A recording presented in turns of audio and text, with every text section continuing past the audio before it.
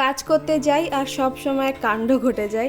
Hello everyone, আমি সঙ্গীতা চলে এসেছি একটা নতুন ভিডিও নিয়ে। তো বাজার থেকে একটা মিডিয়াম সাইজের বোয়াল মাছ এনেছিলাম, ভেবেছিলাম সুন্দর সাজিয়ে গুছিয়ে বসেছি রান্না করব, আর ভাজতে গিয়েই কাণ্ড ঘটে গেছে। তেল এত জায়গায় ছিটিয়েছে, মুখের চোখে নাকে সব জায়গায়।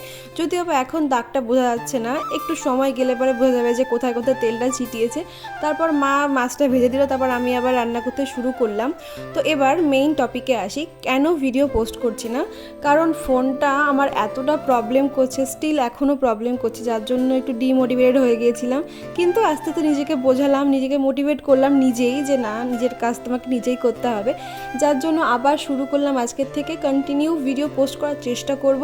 অনেক ভিডিও জমা রয়েছে ফোনের মধ্যে, তো আস্তে আস্তে শেয়ার করব। তো আমার তরকারি মোটামুটি অনেকটাই কমপ্লিট হয়ে গেছে, মাছও দিয়ে ফেলেছি। তারপর মনে পড়েছে আমি একটা জিনিস দিইনি, তোমরা দেখে বলো তো তরকারিটা আমরা কী দিইনি। তো তারপর মা যখন রান্নাঘরে আসলো, এসে বললো যে মা, আমি তো জিরেই দিইনি। তো যাই হোক, তারপরে একটু তেল দিয়ে ওর মধ্যে জিরে সম্বর দিয়ে তরকারিটা কমপ্লিট করলাম। আর আমার তরকারি একেবারে রেডি। দেখে বলো তো কেমন লাগছে? আমার তো দেখে দারুণ লাগছিল। তো তারপরে স্নান দান সেরে পুজো করে নিজের প্লেটটা নিয়ে বসেছি। করেছিলাম আজকে মাছের তরকারি, আর তার সঙ্গে হচ্ছে ওই পটল আলু ভাজা। তো আমি খেয়ে দেখলাম মাছটা একটু অন্যরকম খেতে, বাট খুবই ভালো খেতে, আমার তো পছন্দ হয়েছে। তোমরা কে কে বল মাছ খেতে পছন্দ করো অবশ্যই কমেন্টে জানিও।